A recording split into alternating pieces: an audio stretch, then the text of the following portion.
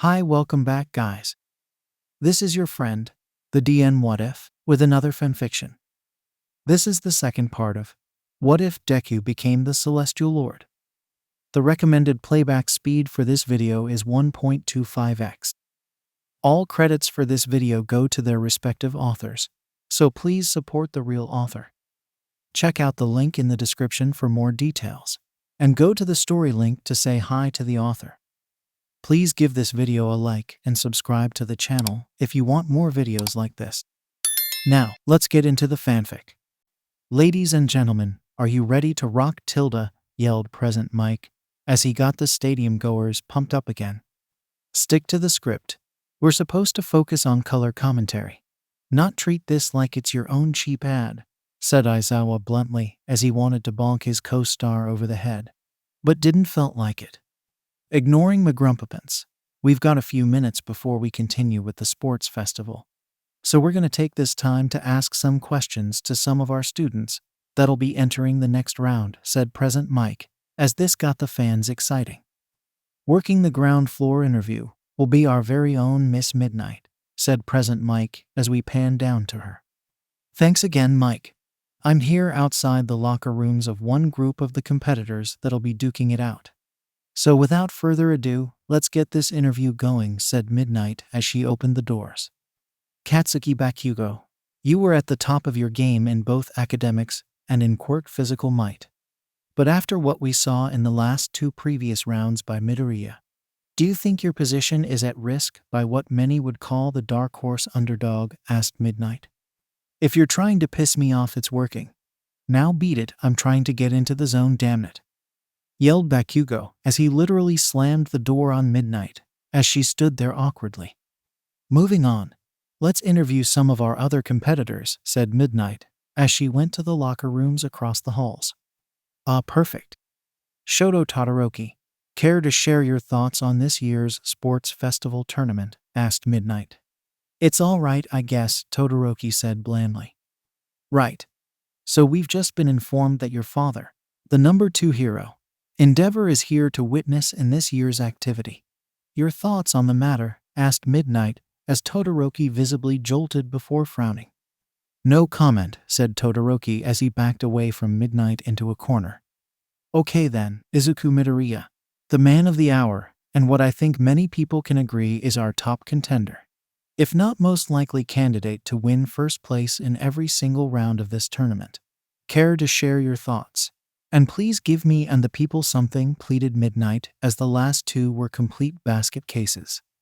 Well, I didn't honestly think I would have made it this far, if I'm honest. If anything, it's a bit nerve-wracking to say the least, said Midoriya before Iroha butted in. Midoriya Oniai-chan is going to win this thing all by himself, said Iroha in a cheerful tone. Really? And what would you do if Midoriya wins this whole tournament in the end? Asked Midnight. I'm going to give him a big kiss followed by scrubbing his back when we take a bath together later on, said Iroha, as this got everyone in a panic. Oh my, and what if he doesn't win this in the end? Asked Midnight. Then I'll give him a bigger kiss and talk to the other maidens to scrub his worries away in the bath, said Iroha, as her answer was definitely gold to not only Midnight, but to the viewers as well. And there you have it, folks. It seems no matter what, Midoriya will be leaving this tournament as the biggest winner. Back to you, Mike, said Midnight before the cameras went off. You're doing great, kid. Honestly, I have no doubt in your future in making it into the big leagues, said Midnight with a cheeky smile before exiting the room with the camera crew. Midoriya, I know this seems rather prudent of me to bring this up, but please tell me whilst looking me in the eye your level of skinship with your maidens. More so with Iroha is pure and PG, said Tenya as he adjusted his glasses. Whoa, according to some of our classmates, the guys in class are fuming with jealousy over you, Midoriya, said Mina as she was reading her group chat messages. You should check what people are saying online. But not you, Izuku. Some of the things they're saying is pretty mean, said Ochako. If it's worth any consolation, it could honestly be worse, said Todoroki before their locker room doors blew up. Deku, you lolickin' degenerate noob. Just what the hell kind of activities are you forcing Iroha to do behind closed doors, you friggin' jackoff? Asked Bakugo as he was ready to kill. Calm down, man. This is neither the time nor place to be picking a fight, said Kirishima as he finally caught up and began to drag Bakugo away from here. Especially from Midoriya. Watch your ass, noob. 'Cause soon we'll finally throw down and I'll be blasting your ass to kingdom come, said Bakugo as he finally allowed Kirishima to drag him away. Why me? Cried a teary-eyed Midoriya. It's not your fault, much less Iroha's. People just tend to blow things out of proportions once it hits the news, said Todoroki. He's right. Midoriya, you should try to calm down and be focused. You are of course up first in the tournament duel of the sports festival, said Tenya, as everyone took a moment to ease Midoriya and pump him up to strut his stuff. Once he had his head back in the game, Midoriya finally left the locker room with Iroha standing by his side. And here we are again, folks. The first round will be set up between Izuku Midoriya of Class 1A against Hitoshi Shinso of General Studies. Let's go, Iroha, said Midoriya as the two fused as they made it up on the platform. All right, kids. Let's try to keep the trash talking and personal insults at a minimal. But groin shots and leg sweeps are fair game, said Midnight. Izuku Midoriya.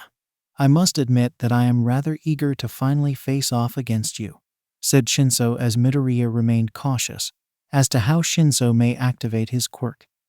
Contestants, are you ready? Said Midnight as Midoriya remained determined to win as Shinso seemed almost indifferent like Aizawa-sensei on a good day. Tell me, do you think you have a chance of not only beating me, but possibly beating this whole thing? Asked Shinso, as this was an internal question Midoriya had been asking himself since the day began. I do, said Midoriya with a very confident smile. Begin, shouted Midnight as Midoriya wasted no time in charging in head first, ready to beat Shinso into submission before he could activate his quirk. Stop, commanded Shinso as Midoriya literally had his fist about an inch toward Shinso's face. What is going on down there? Midoriya looked like he was ready to deck this kid. But now he's just standing there unable to move, said Present Mike. Hitoshi Shinso has a rather amazing perk that allows him to mind control any number of people to heed his command, commented Aizawa. Oh, hey bestie. Welcome back to the world of the living, said Present Mike. Blah blah blah, said Aizawa dismissively. Before I tell you to get out of this ring and forfeit the match, I want you to know that I too believed in you in being able to beat this thing. Which motivates me to really want to beat you myself, said Shinso. Now get to marching, said Shinso as Midoriya turned his body into a 180 and was beginning to march off the ledge as he began to think about how did Shinso activated his quirk. There was no obvious tricks like vocal commands, a form of a luminescent aura glow, no bodily twitch or movements, no nothing. The only thing to have happened up until now was how he kept talking to him and asking him questions. Wait, maybe that's how he activates his quirk.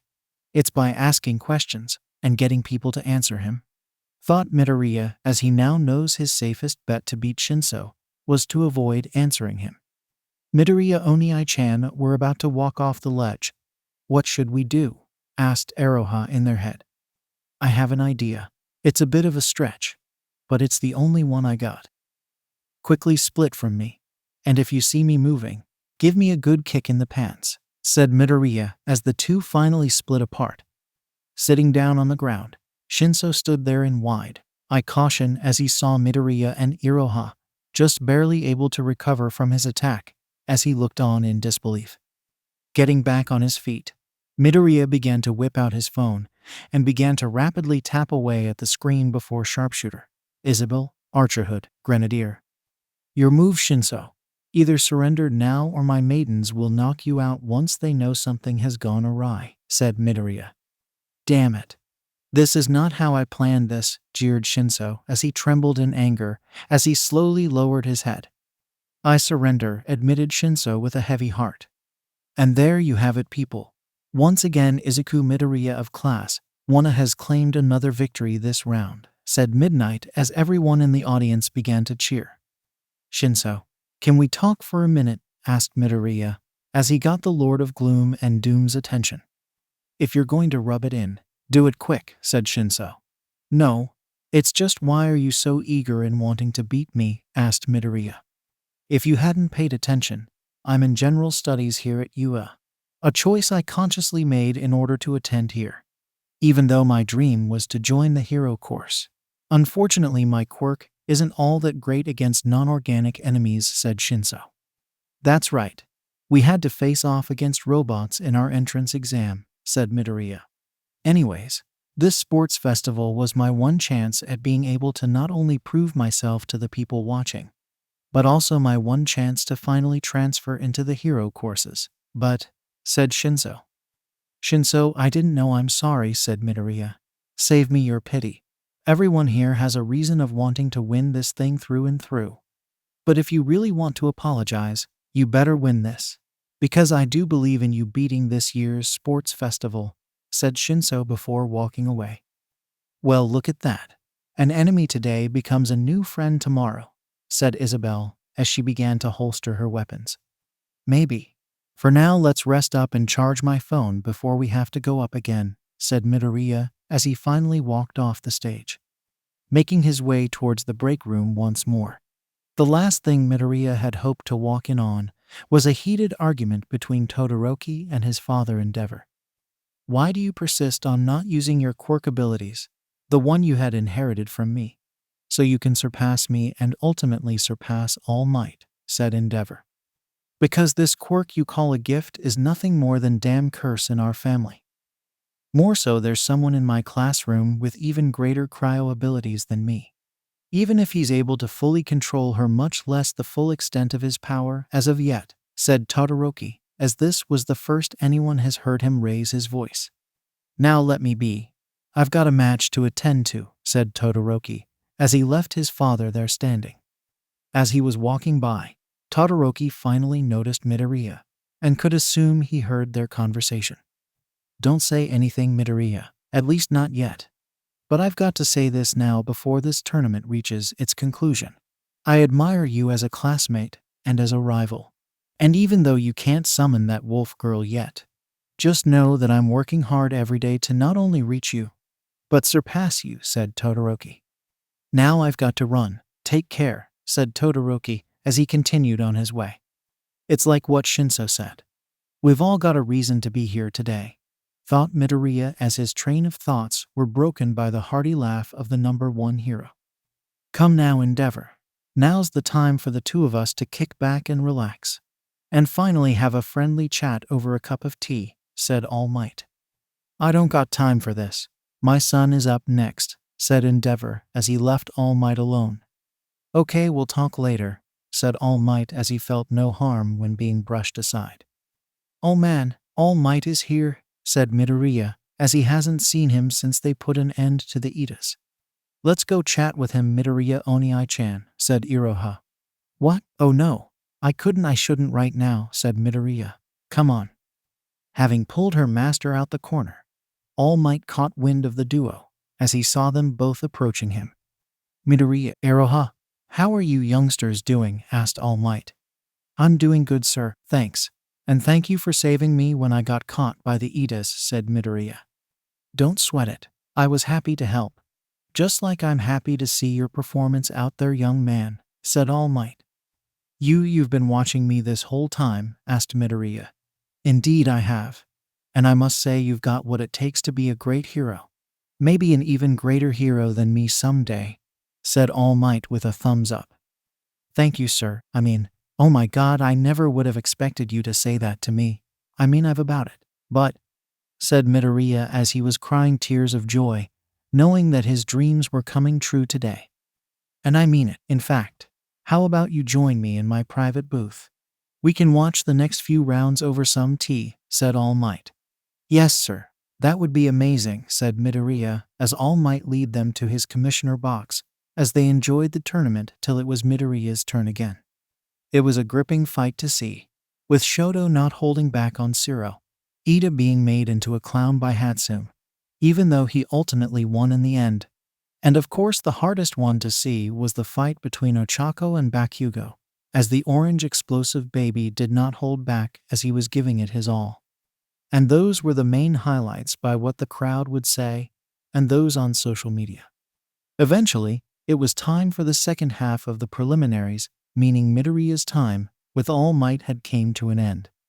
"I think you're up next, Midoriya," said All Might as he really enjoyed talking to this young man and got to know this young Cinderella's story from humble beginnings to his bright future as a hero. The type of hero where if fate was different, he'd probably name him as his successor. But that was neither here nor there. Right now he had to see this young man off, as he had been examining and jotting down notes of his future opponents. "Is something wrong?" asked All Might. "Oh, sorry sir. It's just that Todoroki looked sad. Like really sad when using his fire quirk, which worries me. I mean, I know he rarely if not ever uses his fire quirk. But he seemed as if he was in pain upon using it," said Midoriya. "Who knows why, young man? Though if you truly feel concerned about him, you should go down there. Talk it out with your fists as much as your words, and all shall be revealed," said All Might as he could guess why. But he wasn't one for gossip. "You're right, thank you sir. I hope we can hang out like this later on," said Midoriya as he shook hands with All Might before running out the room ahead of All Might and Iroha. As the little lady wanted to ask All Might a question. "Miss Iroha, aren't you going to catch up with young Midoriya?" asked All Might. "Can I ask you a favor before I go and help Midoriya Onii-chan?" asked Iroha. "Sure thing, ask away, little lady," said All Might as the two had a little chat. All the while Midoriya was rushing down the halls ready to face Shoto, only to run into Endeavor, a man who he himself was not eager to cross paths with. "You're that kid Midoriya, the one who can essentially summon maidens with unlimited power and acquire their power as if they were your own," commented Endeavor. "Why yes sir," said Midoriya, as he will admit that he now knows how intimidating Endeavor is with his smoldering presence. "Your quirk honestly reminds me of the most infamous villain, All for One," said Endeavor, as this struck a nerve with Midoriya a little. But now he understood and sympathized with Shinso a little better. "I've got to go. My match is next sir." "Sorry," said Midoriya as he wanted to end this conversation immediately. "That wasn't an insult, kid. Even us heroes have pondered and admitted to one another that if All for One had chosen the life of a hero, he'd probably go down and be revered, even in today's society, as the greatest hero of all time. And after seeing your performance in all 3 battles, I expect you to not give Shoto a disgraceful match," said Endeavor. Taking a minute to properly compose himself, Midoriya let out a short breath before looking at Endeavor with a newfound determination. "With all due respect, sir, Shoto is not you. And I'm nothing like All for One. We're our own beings blessed with quirks that we should take pride in, and we will show you along with everyone else here in the world what we're made of," said Midoriya. Impressed by the kid's response, Endeavor wished to talk more with Midoriya. But time and fate wouldn't allow it as Iroha finally caught up to Midoriya. "Come on, Midoriya Onii-chan. We've got a fight to attend," said Iroha, as the duo finally set off to face against Shoto. "Let's get ready to rumble tilde," said Present Mike with a heartfelt laugh, as the crowd was roaring with excitement. "Couldn't have said it better, Mike. We're getting to the second half of the preliminaries of these 1v1 battles amongst students. After all, we're going to see one of the most anticipated matches between Shoto Todoroki, son to the second greatest hero Endeavor, and Izuku Midoriya, the kid who's everyone's hero, and who has stolen the hearts of the crowd today," said Midnight as the two boys stepped into the arena. "Midoriya, if you're planning to fight me seriously and win this thing, I want you to give me your best and nothing less," said Shoto. "I intend to do that. Plus help you," said Midoriya as he dismissed Iroha from the playing field. "Getting ready, contestants, and fight!" yelled Midnight as she got out of harm's way as Midoriya whipped out his phone and summoned the only maiden that could aid him, and one no one has seen since her debut in class. "Fenrir, huh? How appropriate," said Shoto as he launched a powerful chasm of ice towards Midoriya and Fenrir, who stood their ground as the ultra-rare maiden batted his attack away with a single swipe. "If that's the best you can do, Then allow me to show you how it's really done, said Fenrir as she blasted Shoto with an ice attack that was more than twice as strong than he could currently produce. And this was by a mere howl. Damn it. I was not prepared for this, thought Shoto with gritted teeth as he saw Midoriya's body slowly being covered in frostbite. But still he stood his ground. Shoto, hear me out. I know why you chose to use only you ice quirks and keep your fire in reserve and made a vow to never use it. But listen to me, this isn't your father's quirk. It's your quirk. So please own up to what you said to me at the start of this match by giving me now your best and nothing less, said Midoriya in progressively chilled voice, as he could only keep Fenrir out for a minute at best. Midoriya, you and your bleeding heart, as Bakugo would say, said Shoto. I would never call the noob that you half and half bastard, yelled Bakugo.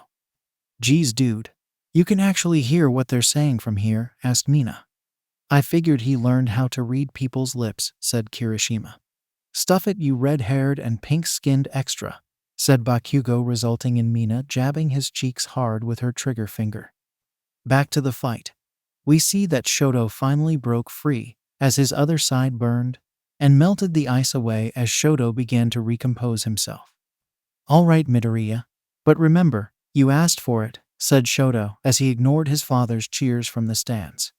Wouldn't have it any other way, said Midoriya as Fenrir continued to howl towards Shoto with large waves of ice as Shoto would alternate between the use of his ice and fire quirk. However, this was slowly creeping in to be a problem as both of these kids' power was starting to get out of hand. Cementos, do something, ordered Midnight, as the last thing they wanted was for any casualty participation amongst the audience.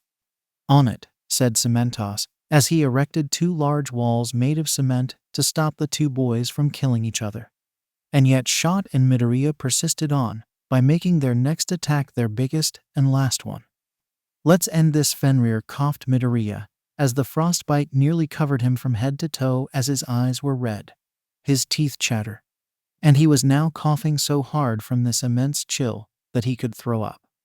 Obeying her master, Fenrir let out the loudest howl she could give as Shoto countered with a flash heat wave that not only melted his ice, but sent a blasting shock wave towards Midoriya.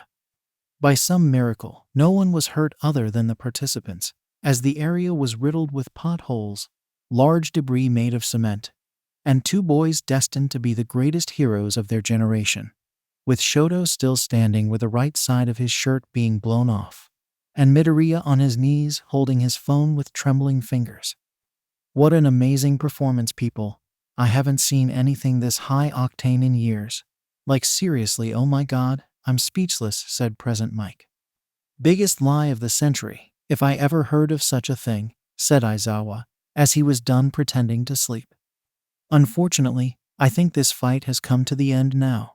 We should call in a medic or two to treat Midoriya, said Present Mike, as he was quirked to declare Shoto the winner.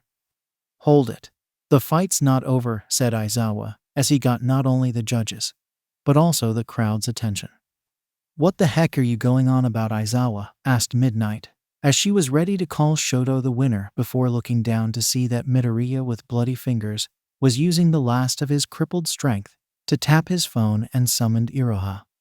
Iroha, please, panted Midoriya as the little maiden knelt by her master's side and fused with him, completely shedding away the frostbite and most of his injuries as Midoriya was now back on his feet again.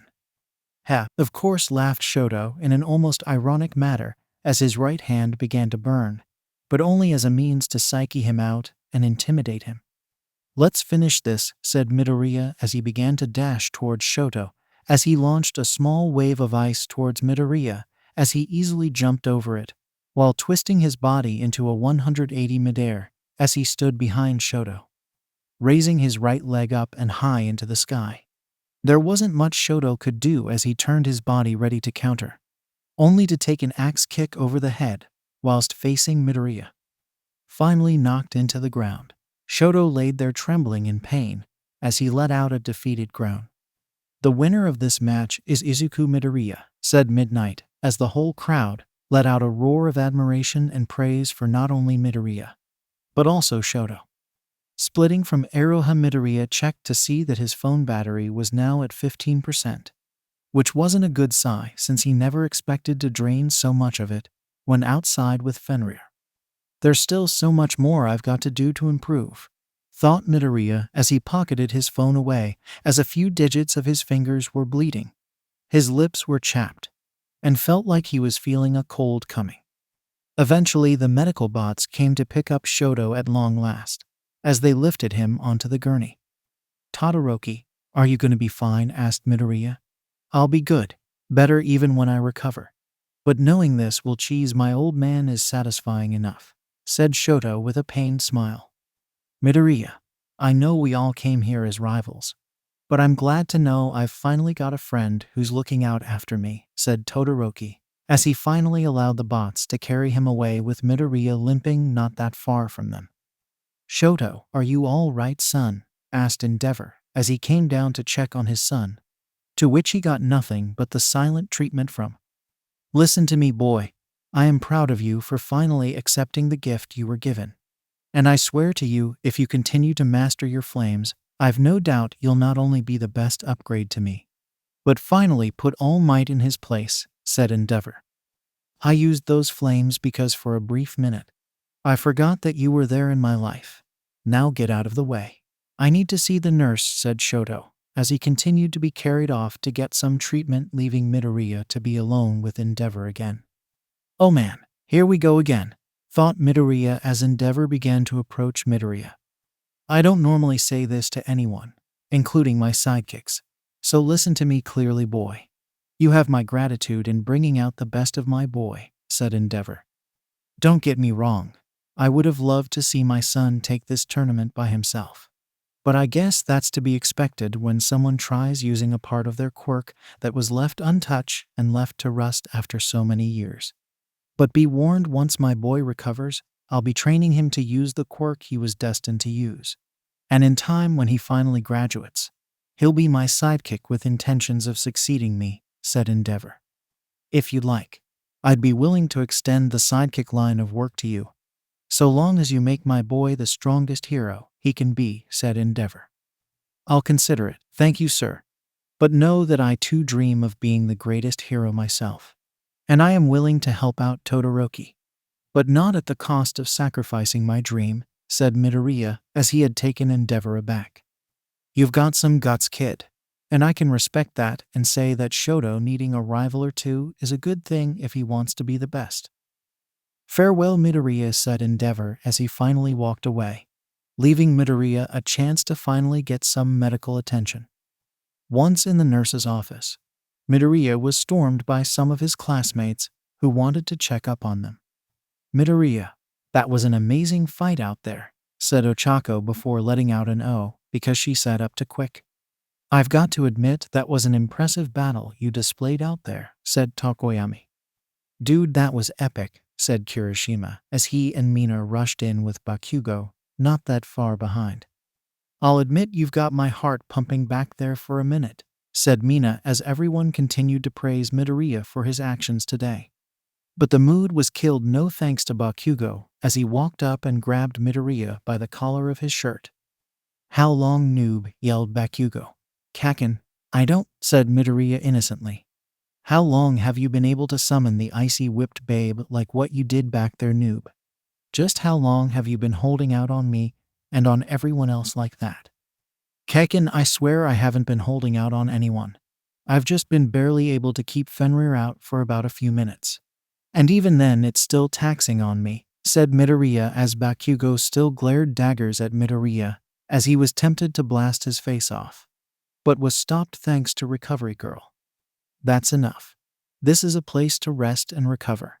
So either behave yourselves or leave, said Recovery Girl as Bakugo begrudgingly released Midoriya. Lick your wounds, noob, and charge your phone.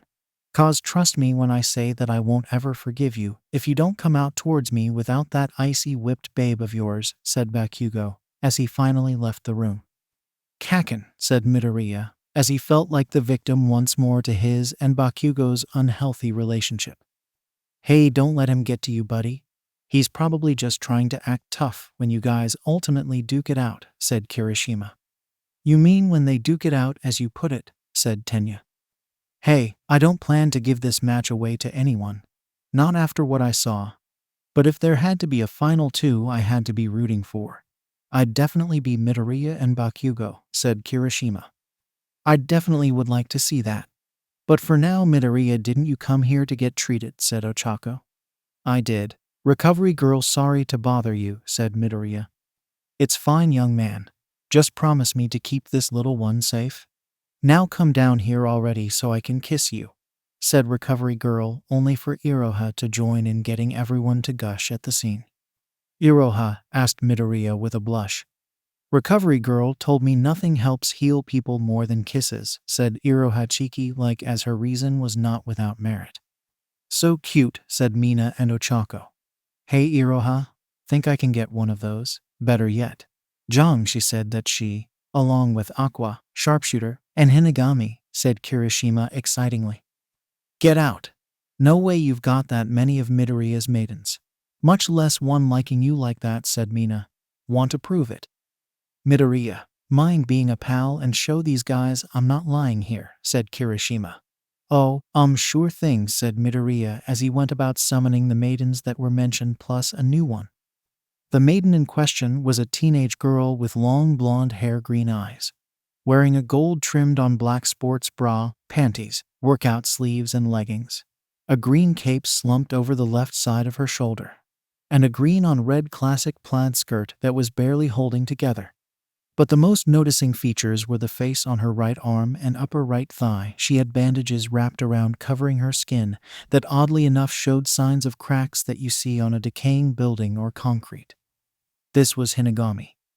Hey master, you having a party or something? Asked Aqua. I don't think so.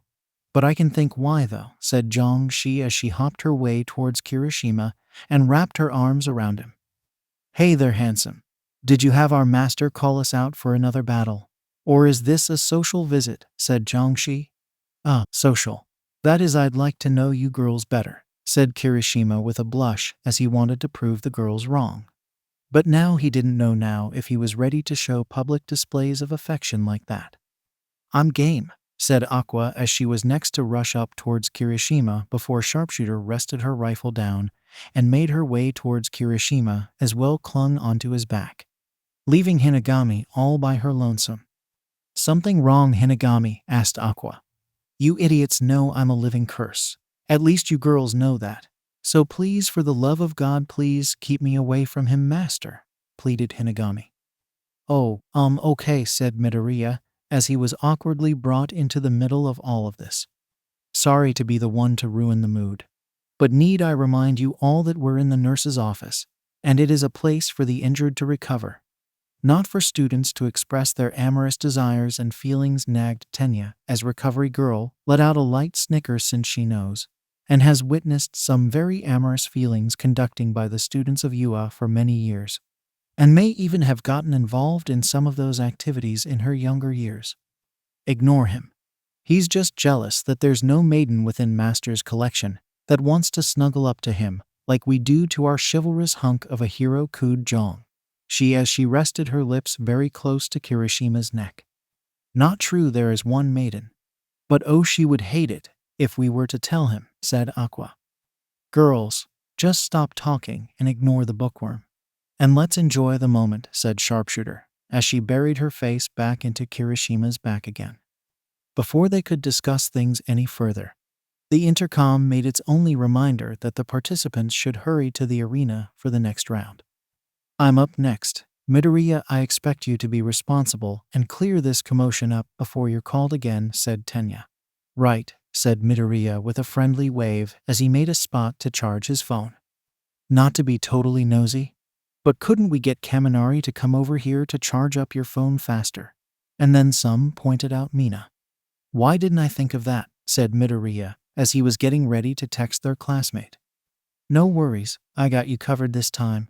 Besides, I can't wait to either hear or see Kaminari's reaction upon sending him this photo of our beloved Kirishima's triple serving of shame plus his very tsundere bee in the corner, said Mina with a gremlin-like smile. Hold on, I don't consent, said Kirishima. And sent. Don't worry, I only sent this to our classmates, said Mina with a cheeky smile as Kirishima was now receiving text messages from their classmates now. As the chaos continued, and a few more rounds before Midoriya would ultimately face off against Bakugo.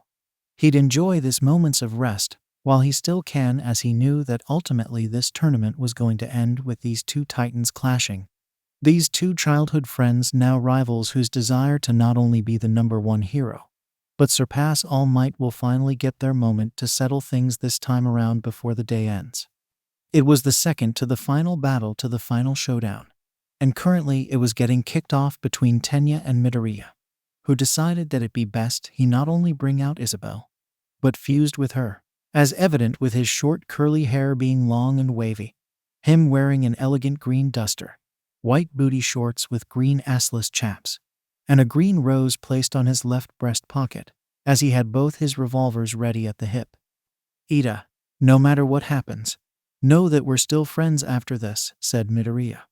"I know that, Midoriya. Now prove it by giving me your best shot," said Tenya, as this was going to be one of those classic showdowns you'd see in a Western film. Everyone in the audience went silent as they heard the roaring sound from Tenya's muffler legs, as Midoriya still remained calm as he waited for Ida to make the first move.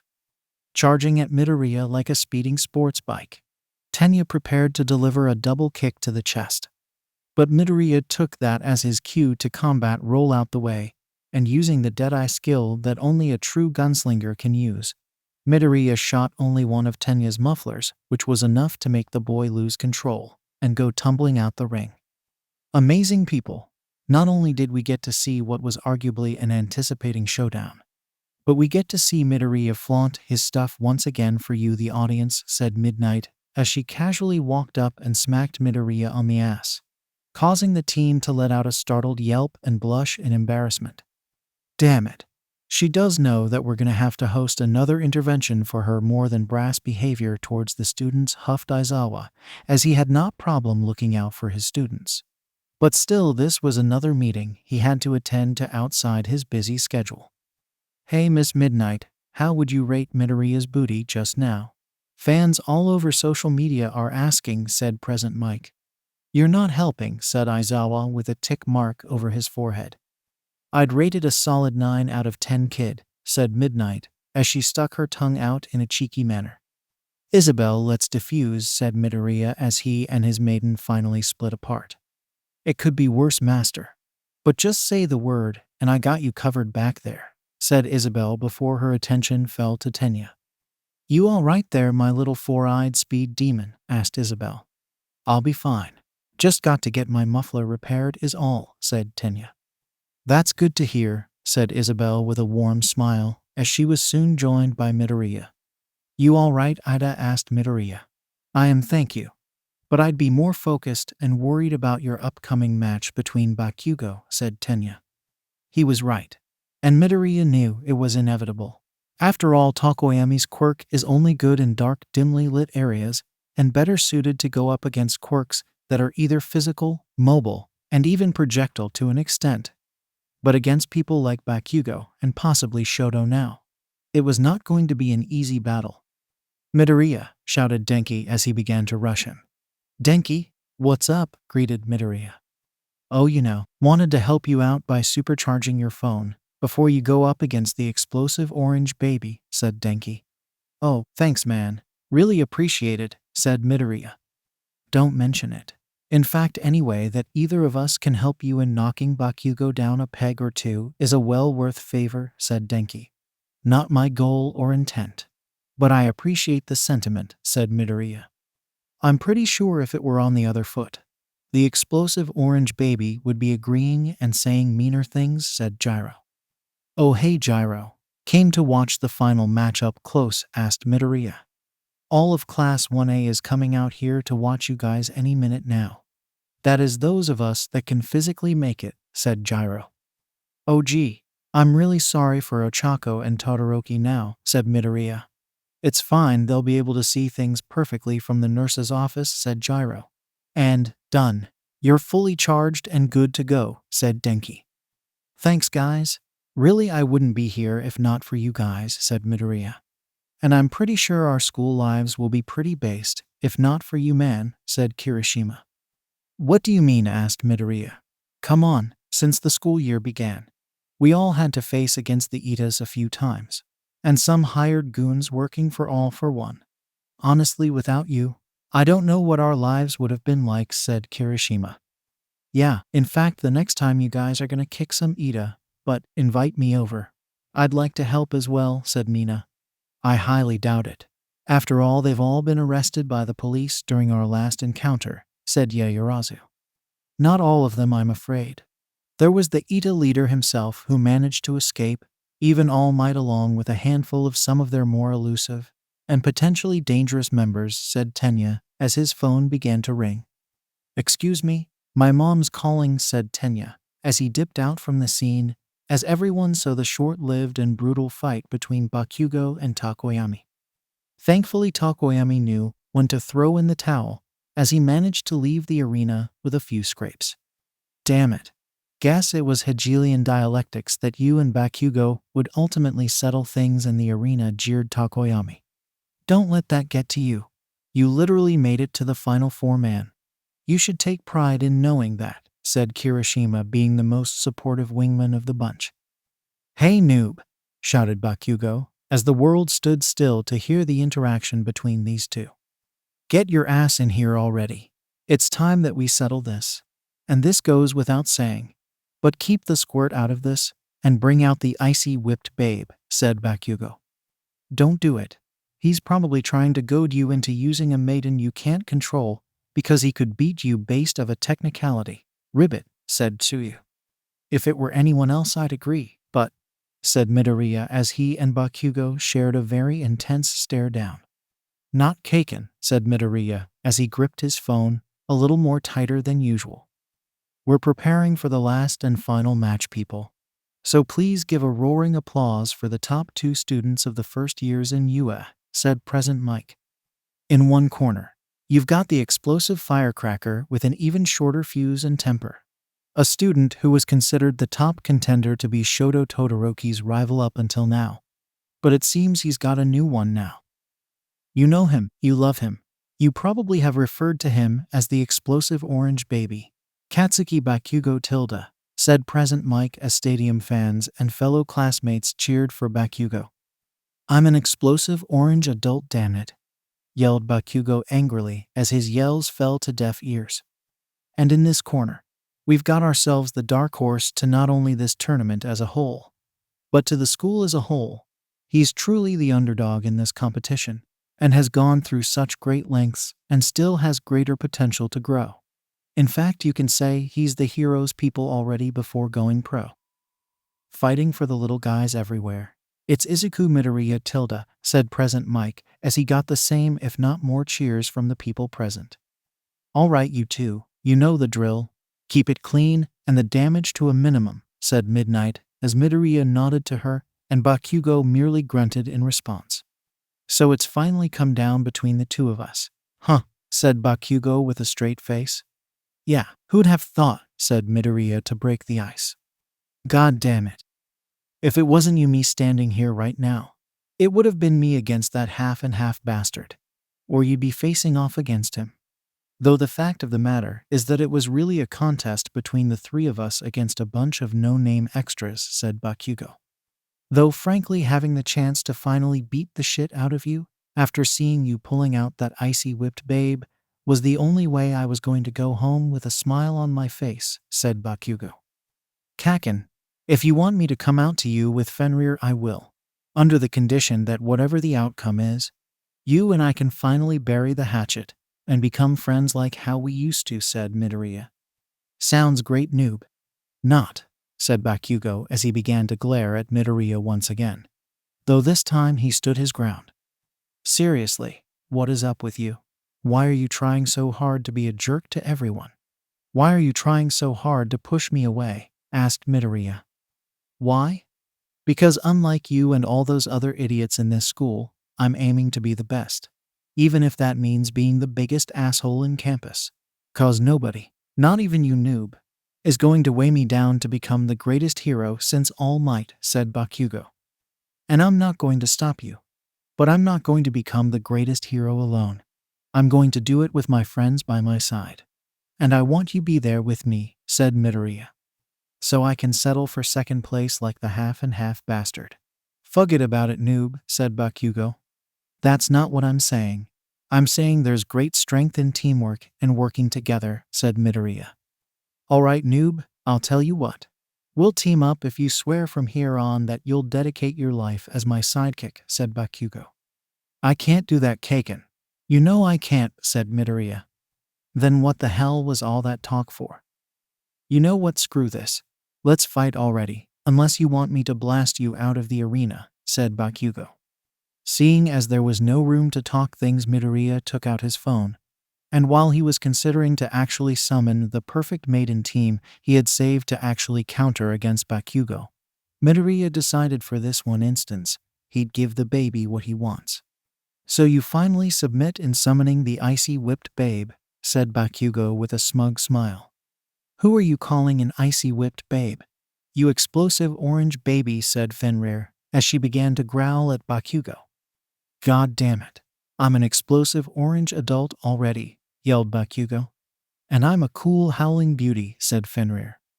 Fenrir, please hurry up and use your ultimate skill, pleaded Midoriya, as the frostbite once more began to consume his body. Chain release, shouted Fenrir as her ability increases her attack strength and any other cool attributed maiden's attack by a whopping 350%. Let's end this, said a very hoarse-toned Midoriya as Fenrir began to inhale a deep breath, which caused many on the ground and front row to feel a chilling wind brewing. Cementus, hurry yourself back into position, ordered Midnight, as she knew this next attack wasn't going to be pretty. Yes, finally a chance to let loose and see who's meant to be number one, noob, Bakugo said in a cheerfully mad manner as his hands were sparking and crackling bigger and bigger explosions before he began to charge the duo. Howitzer impact, yelled Bakugo as he spun himself towards Fenrir, as she let out the loudest howl she could to counter Bakugo as cement began to not only surround the duo, but also those close to the front rows and ground level. In one colliding attack, the whole arena was blanketed in a flurry fog, all except in the center of the eye. Midoriya was already feeling heavy after having summoning Fenrir earlier against Shota. But now he was back on his knees, shivering in place, eyes to dry from the cold. And he was coughing to the point of wanting to throw up. Master, I'm so sorry I couldn't beat him with my first attack, said Fenrir as she knelt by her master and took his phone where she swapped herself out for Iroha once more. Oni-chan, exclaimed Iroha in horror. Iroha, I'm sorry, coughed Midoriya furiously. However, they weren't out of the danger zone yet, as they heard heavy footsteps approaching them. It was Bakugo, as his hands were also covered in frostbite, along with his right shoulder, as his jacket and sweater had a few holes in them. But still he walked past the piles of ice and debris. What the hell, noob? I told you this was a fight between me and the icy whipped babe, not the squirt, said Bakugo as he was breathing heavily. Kaken, please? Midoriya Oni-chan can't fight anymore, said Iroha with pleading eyes. You son of a bitch. I told you not to use the squirt as a shield, said Bakugo as he marched towards Midoriya and began to grab Midoriya by the collar of his shirt. Kaken. I'm sorry, Midoriya said weakly as he finally passed out in Bakugo's hands. Hey, you wake up this minute, you son of a bitch. We're not done fighting, not like this, said Bakugo as he began to shake Midoriya. Kaken, please stop, said Iroha as she began to pry him off Midoriya. Damn it. I won't accept this. I can't accept a pathetic win like this, Bakugo said angrily. Thankfully, things began to calm down when a scented fog covered the area, finally knocking Bakugo out. Geez, is this what Aizawa has to deal with? Said Midnight in disbelief, as she was thankful to see things clearly before it got out of hand again. Later. Waking up once more in the nurse's office after using Fenrir again, Midoriya sat up feeling very loopy and rather hot in the head. I swear I don't know whether to scold you or you friend the explosive orange baby, for putting this little one through that much trauma, nagged Recovery Girl. NGH, groaned Midoriya. Don't be moving now. You've contracted a cold for overusing that icy whipped babe as stated by your classmates. But since you're awake, I'll send someone over to come and escort you out. They'll be announcing the reward ceremony soon enough, said Recovery Girl. Iroha, sorry for once again worrying you, said Midoriya in a quiet voice, as he was unaware that Iroha wasn't presently by his side. I made it as fast as I can, said Ochako as she finally entered the nurse's office. Glad to see you, dearie. Now let's get you little friend prop up rightwards before bringing him back outside, said Recovery Girl as she and Ochako helped move Midoriya onto a wheelchair. Hang on tight, Midoriya. The day is almost over, said Ochako. Uraraka, where's Iroha? Asked Midoriya as he now realized she wasn't around. I thought she was with you, said Ochako as she finished wrapping a blanket on him and putting on sunglasses and earplugs on Midoriya. You're a really nice girl, commented Midoriya in his progressively delirious and loopy state. Oh, thank you, said Ochako with an awkward giggle. I mean it. You're strong enough to give Kaken a run for his money. And you're helping me at the same time like your idol 13, said Midoriya. Midoriya, I'm flattered. Really, but I think you should stay quiet now, said Ochako, as she blushed a little from being complimented like that out of nowhere. To be young, okay little lady. You best be going and wheeling your boyfriend outside now, said Recovery Girl. He's not my boyfriend. Much less am I his girlfriend, said Ochako in a flustered state. Hey, don't let the fact he may have a harem, because of those other girls he summons deter you from achieving true love. If you want, I can give you some tips to steal a man's heart, said Recovery Girl with a cheeky smile and giggle. Please don't be teasing me like that, Recovery Girl, said Ochako, as she finally wheeled Midoriya out the nurse's office. While Midoriya wanted to ask why he was wearing sunglasses and earplugs, he chose to stay silent as he was eventually wheeled back outside in the center of the arena, as he was greeted by not only the fans but got his answer. Arriving fashionably late at long last is the man who may have came out this tournament in second place, but is clearly number one in all of our hearts. It's Izuku Midoriya, shouted Present Mike as he was now cheering with the fans. We've got things from here, honey. No worries, I won't steal your boyfriend, said Midnight. He's not my boyfriend, exclaimed Ochako, as she was not expecting to get randomly teased for doing such a nice thing in retrieving Midoriya. Really? Sweet, that means I've got a chance to shoot my shot, said Midnight half-jokingly. Please don't, said Ochako, as she wasn't sure leaving Midoriya in this R-rated hero's care was in his best interest. Regardless, Miss Midnight took Midoriya and wheeled him on the right side of Bakugo as a pillar began to raise him up, where he saw that Bakugo had to be chained and gagged in place, while Tokoyami stood on the far left. Now that everyone's here and present, let's get ready to award this year's final 3 participants. Wait, hold on, what happened to that other student of yours, Aizawa? Asked Present Mike. No idea. Let's just be here to grant our support to those 3 that made it, said Aizawa as he himself was unsure.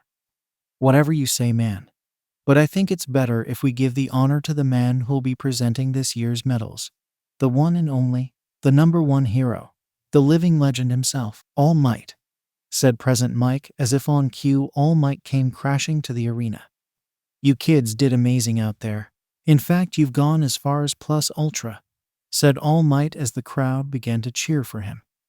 Tokoyami, you did a great job out there, young man, by giving it all you've even when going up a tough adversary, said All Might as he placed a medal over Tokoyami.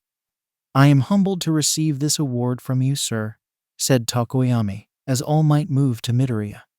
Midoriya, you young man are inspiration to all of us. In fact, I'd go as far and say you've inspired me. Knowing that when the day comes for me to step down, we'd be in safe hands, whether you're the number 1 hero or not, said All Might. All Might, said Midoriya as he began to silently cry tears of joy, as he was never expected to be praised so highly from his hero and idol like that. Forgive me for not placing the medal on you properly. But a little lady made a request to do the honors, said All Might as Iroha finally crawled off of All Might's back and placed the medal over Midoriya. You did it, Midoriya Onii-chan. You did a great job, said Iroha happily, as she couldn't help but hug him. We did it, Iroha, said Midoriya as he continued to cry tears of joy as he felt on top of the world. And you, young Bakugo, in spite of what everyone said, you were clearly the underdog in the final fight. And it should be recognized that you beat everyone's expectations, including my own. And for that, young man, you should take pride in being this year's champion, said All Might as Bakugo began to let out muffled yells. Honestly, treat this young man with some dignity and respect, said All Might as he removed Bakugo's gag device before presenting him his medal. You can cram that medal up your ass for all I care. I refuse to win knowing that the noob's sitting over there punked out on me last minute like that, said Bakugo angrily as he refused the medal. Having just enough with his attitude, Iroha made her way towards Bakugo and lightly smacked his forehead. Kaken Onii-chan, quit being a meanie to All Might this instant. You won fair and square, and you're going to accept this medal and be happy about it, said Iroha with a defiant pout. Oh, how Bakugo wished he hadn't simped for Iroha. And no, not like that, you perverts.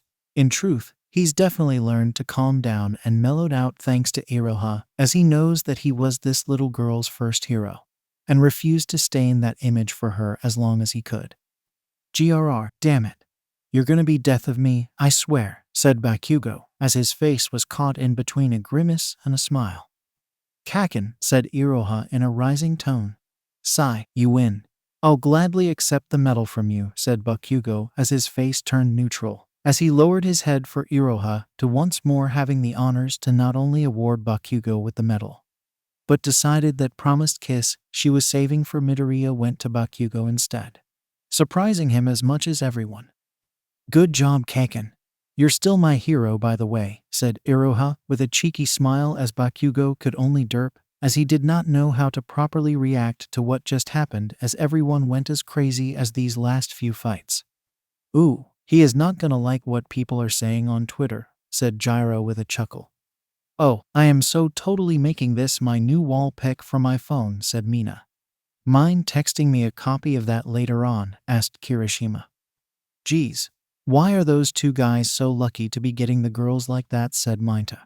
Maybe because unlike you and Denki, both Midoriya and Bakugo act like adults, while our aspiring chivalrous hero here is quite chivalrous, explained Tsuyu. Hey guys, do you think Ida is going to be alright? He did leave here in a rush, said Ochako. I'm sure he'll be fine. As for what's afflicting him at home is anyone's guess, said Shoto. Elsewhere, inside of a mainly empty pub room, we see both Tamura and Kurogiri having finished watching the final minutes to the UA Sports Festival, with Tamura brooding over how Midoriya costed him one hand entirely, along with him having to now walk around with a leg brace.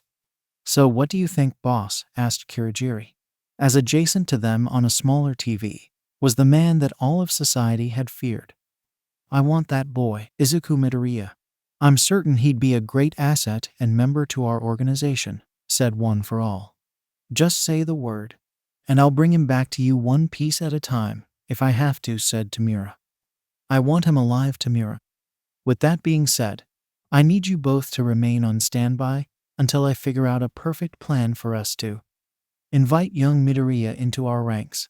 So until then, I don't want you to, especially you, Tamura, to go and do anything irrational, said One for All.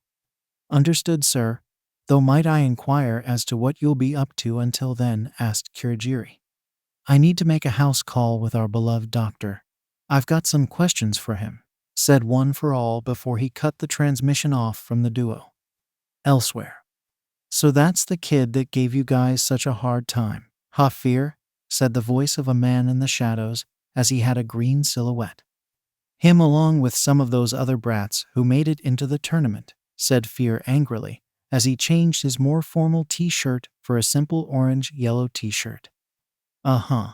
And exactly what is it you plan for us to do now that we know who was the kid who ended your organization? Asked a voice of a woman in the shadows, as she had a red silhouette. Consider this a favor that all three of you owe me.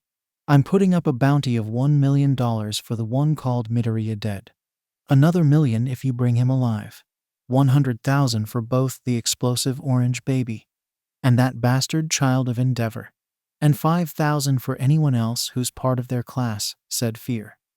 Wow, you must really hate those kids if you're planning to pay us in American money, said the last voice of a woman as she had a blue silhouette. You got that much money lying around, friend? I mean, you are a man with only 3 members to his crime organization, asked the only other male in the group. I assure you, I've got the money to pay for this, but I'm only putting this offer out to you 3 first as a sign of good faith and trust. For all those years we remained as close friends. So we got a deal, asked Fear. This sounds pretty fun. Okay, my gang, the fire starters will take you up on that kind offer, said the red silhouette woman as her hand spewed a combusting flame to flicker herself visibly for a second.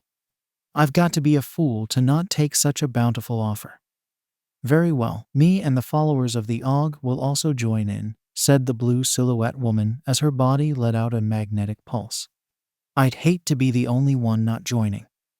I guess that me and my students of Despotique will gladly take part of this humble request of yours, said the green silhouette man as he began to remove one of his eyes for a metallic glowing red eye. One weekend of recovering from the injuries inflicted upon each other during the sports festival, and the students of Class 1A are back in class for some exciting news. Deku, you feeling all right? Asked Ochako as Midoriya was coming into class with a face mask on. For the most part, really it's just a minor cough, and coughing up mucus from my system, admitted Midoriya. Just happy to see you're all right and alive, quipped Tenya. Hey Tenya, how you doing? Asked Midoriya, as it was no secret that everyone knew what happened to Tenya's brother.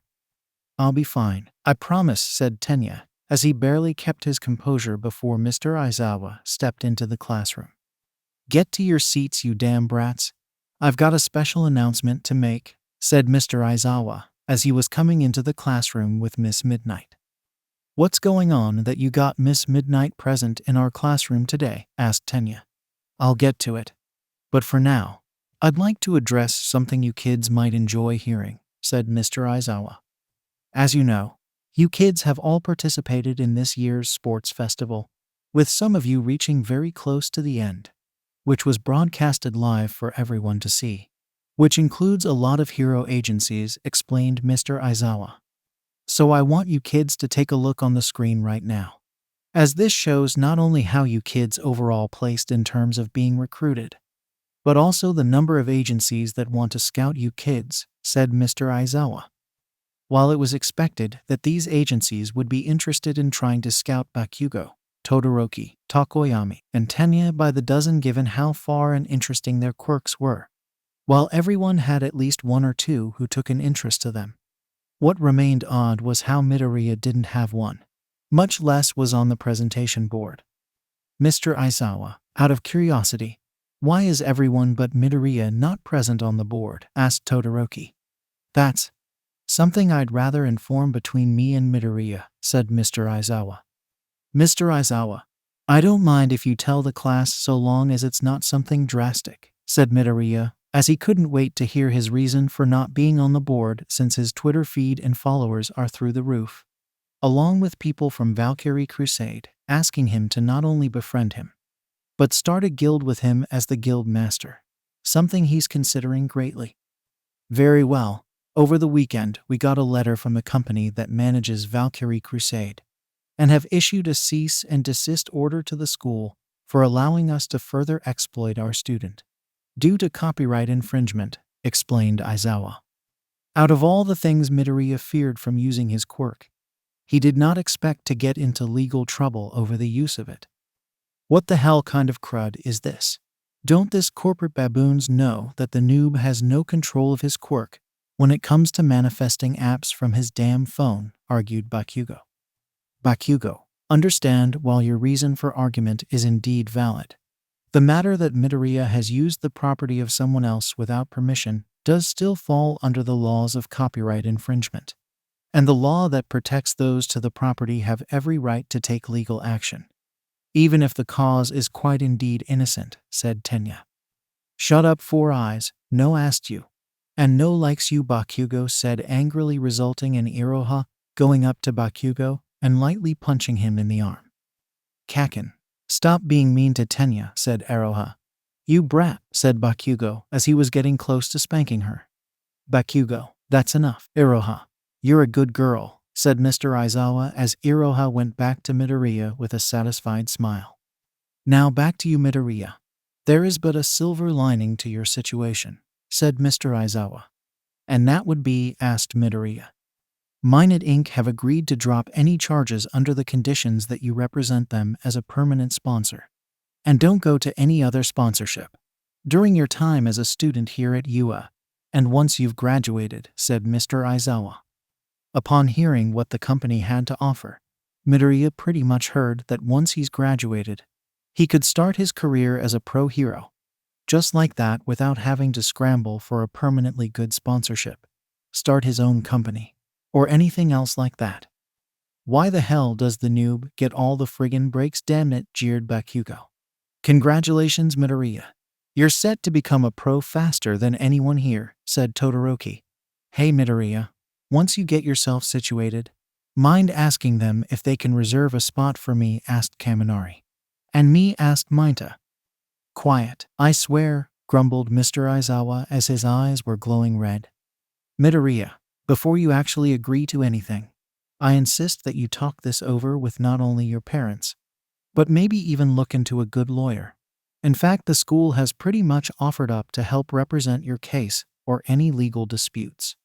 Now, before I hand things off to Miss Midnight here, I'll be passing out these forms with your names on it, so you can contact which agency strikes your fancy. For those who didn't make the cut, there are some agencies that are willing to take you in. You just have to submit the application no later than by the end of the week. If not, be prepared to take these next 2 weeks to improve on yourselves and your quirks, said Mr. Aizawa as he finally excused himself. All right, students, here's the situation. Now that you know you've got opportunities to get a taste of the world of pro heroes, next thing you kids have to do is come up with your hero names, said Miss Midnight, as everyone began to cheer over something as making their hero identity. One by one, everyone stood up and presented their names with mixed results. Though for the most part, it was pretty much met with support. Izuku, Midoriya, mind stepping forward and presenting your hero name to us, instructed Miss Midnight. Walking up in front of the class with a shaky breath, Midoriya had long since thought of his hero name ever since he was a boy, before and after he was deemed quirkless.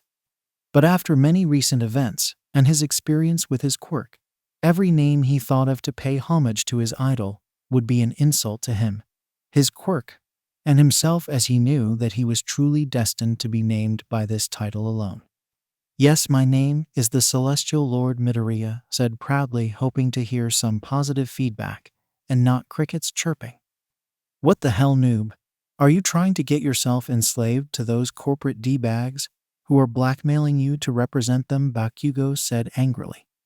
And no, it's just in game lore. The playing character is called the Celestial Lord, and so I figured why not sense, Midoriya explained with his voice getting thinner by each word. Honestly, kid, listen to your friend here. You really don't want to be owned by anyone, explained Miss Midnight. Ha, you hear that, Deku? Even the teacher knows better than to cave in, you noob. Deku, huh? Honestly, I think that can work, said Miss Midnight. What you mean by that, Miss Midnight? Asked Mina.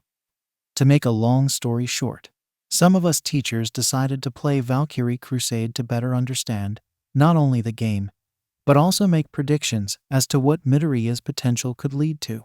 And well, from my basic understanding, the game is a digital collectible card game with lore, PvP, PvE, farming, gacha, bingo, etc. Explained Miss Midnight. Just wanted to take a break and once again reaffirm that at its base, when Valkyrie Crusade was an active ongoing game, this was how the game was when explaining its functions at its bare bone. And unlike modern mobile games where you can do all of this whilst being AFK, It was required that you, the player, interact with the game to gain stuff like a free ultimate rare ticket to get ultimate rare maidens, playing events to get free stuff to further upgrade your standing or improve your roster. Footnote to all of this: this game was F2P, but unlike modern F2P mobile games where it's plagued with ads or restricts your game time for 5 minutes out of the game, unless you go premium, this game was completely ad-free, not counting its events that they were announcing in-game for that month.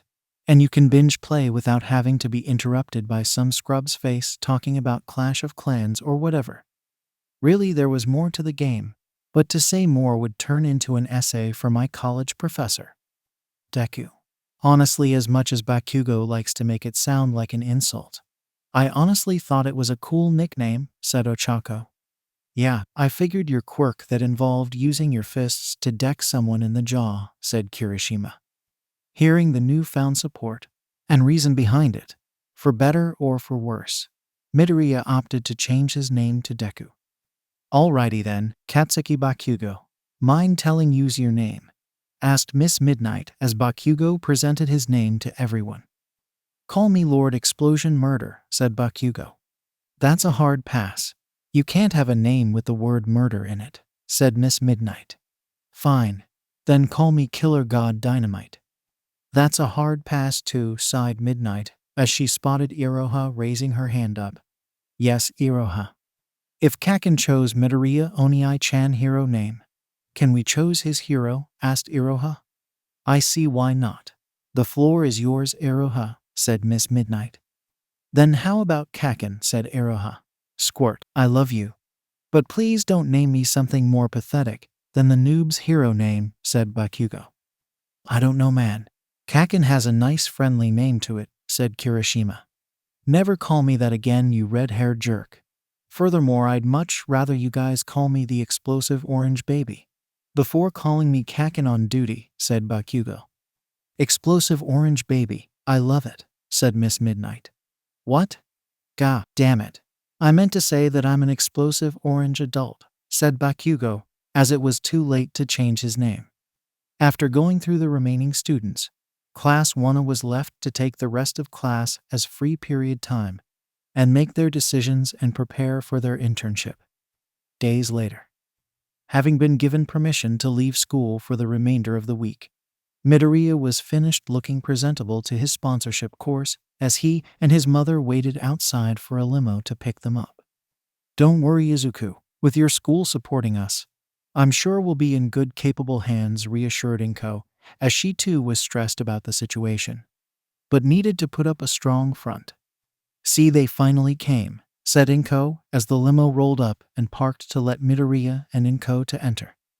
Really, the last person they expected to join them was the number one hero, All Might, as he, along with Principal Nezu and Sir Nightai, were joining them. Hello, Midoriya family. I hope you're having a pleasant morning, greeted All Might as the Midoriya family could only awkwardly stutter. All Might, please tell me you didn't drag me out of the office to help this kid, said Sir Nightai, as he remembered the day that Midoriya met All Might and threw the man's plan for his replacement and successor in for a loop. But of course, Sir Nightai. You're the only one All Might has trusted the most as not only his former sidekick, but as a man who has his own apprenticeship program and knows the legality to it, said Principal Nezu. Sigh, whatever, as my associates have said.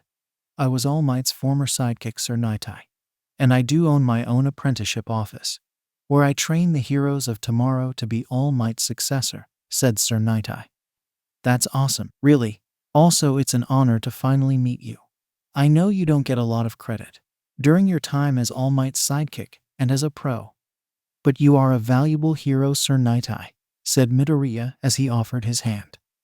Forgive for not shaking your hand, but I'd be lying if I said I don't feel enticed to look into your future, hero, said Sir Nightai, as the way he called Midoriya hero felt almost ironic.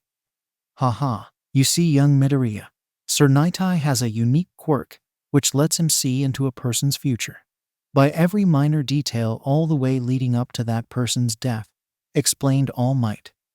'Tis true.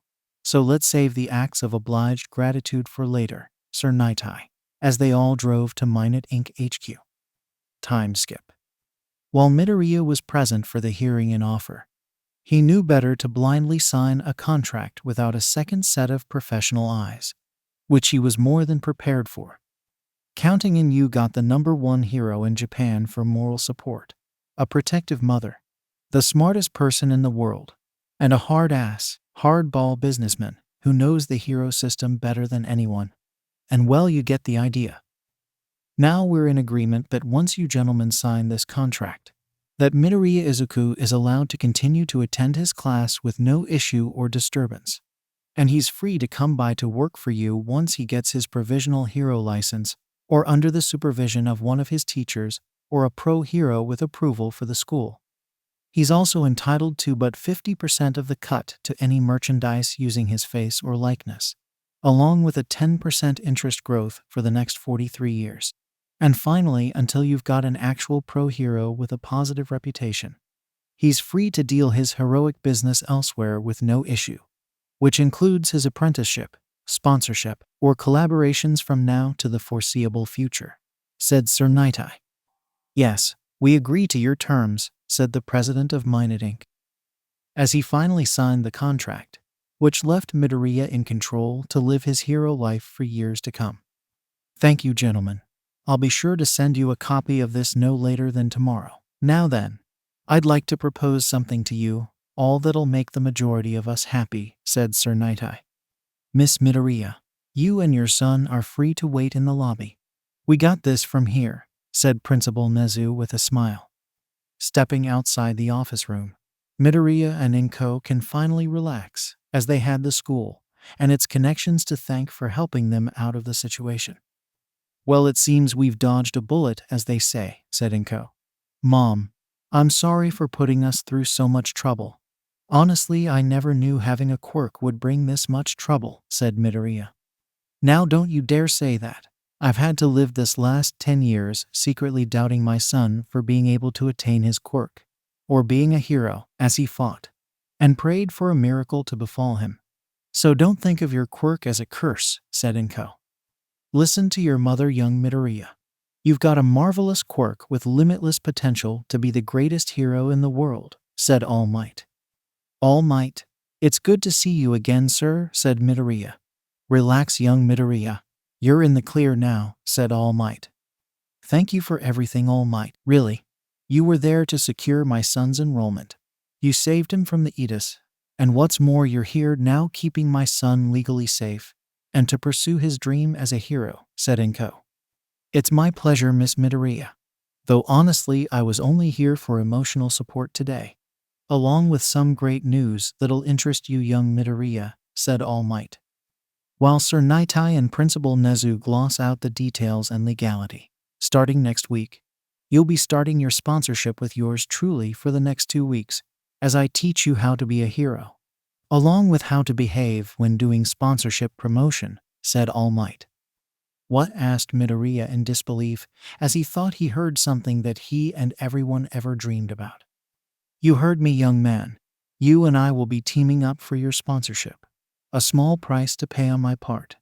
But if it's for my students, I'll do anything, and I assure you this time, I will prioritize in keeping you safe and building you up to be a fine hero, said All Might. Unable to control themselves, Midoriya and his mom proceeded to cry a geyser of tears out of pure emotional joy, knowing that this family has been truly blessed, and that Midoriya's dream of becoming a hero as great as All Might, if not greater. Later. The drive back was quiet for the most part, with Sir Nightai just giving a short formality as to what's to be expected from Midoriya and All Might's future collaborate during their shared partnership, along with how he'll send them a copy of the contract they agreed upon. We really do appreciate your help, Sir Nightai, said Inko. It's no big deal. Honestly, this was the last favor I owe All Might. So from here, I wish you all luck, said Sir Nightai. And we appreciate it, my friend, said All Might as they all pulled up to the Midoriya residence to see Bakugo and Iroha was outside. So that's where you sent little Iroha. I was quite curious why she didn't arrive with us, said Principal Nezu. We felt having her present would stress her and us out. So we left her with the one person who's just as dependable as me, said Midoriya. Good to know, said All Might as Sir Nightai looked at Iroha with curiosity, as he's heard of these maidens, but never got to see one in person. Well, I guess this is it. You take care of yourself, young man. And that little girl too, said Sir Nightai, as he finally offered her hand to Midoriya. Thank you, sir. And I swear I'll always be there for Iroha, said Midoriya as they two finally shook hands. After bidding farewell, Midoriya and Inko exited the vehicle, leaving the three men that helped them to their thoughts. I saw what you did there, Sir Nightai. So go ahead and tell me the fate of young Midoriya, sighed All Might as he turned his head to see his friend's face has panicked and turned pale. Sir Nightai, are you all right? Asked All Might. I'll be fine. But that boy, said Sir Nightai as his voice was a bit shaken. Is everything going to be all right with young Midoriya? Dear God, man, tell us already. What did you see? Asked All Might in concern. That's the thing. I couldn't see anything. But a blinding light in this boy's future, said Sir Nightai. Like what he's going to the pearly gate of heaven? Asked All Might. Something like that, but greater, said Sir Nightai. Greater how? Asked Principal Nezu as his interest was piqued. I don't know. Frankly, I'm hesitant to say so, because it just sounds maddening, said Sir Nightai.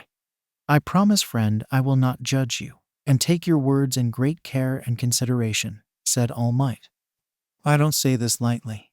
But this blinding light was something that outshines you, All Might, as it'll blind all that's evil away as it irradiates from a powerful being, said Sir Nightai. Powerful how? Asked All Might. I don't want to say that of a god, but definitely that of a celestial being, said Sir Nightai. Hearing this only confirms that All Might's hunch on keeping an eye on young Midoriya was valid, and that maybe he has what it takes to rid the world. And he'll do it without one for all.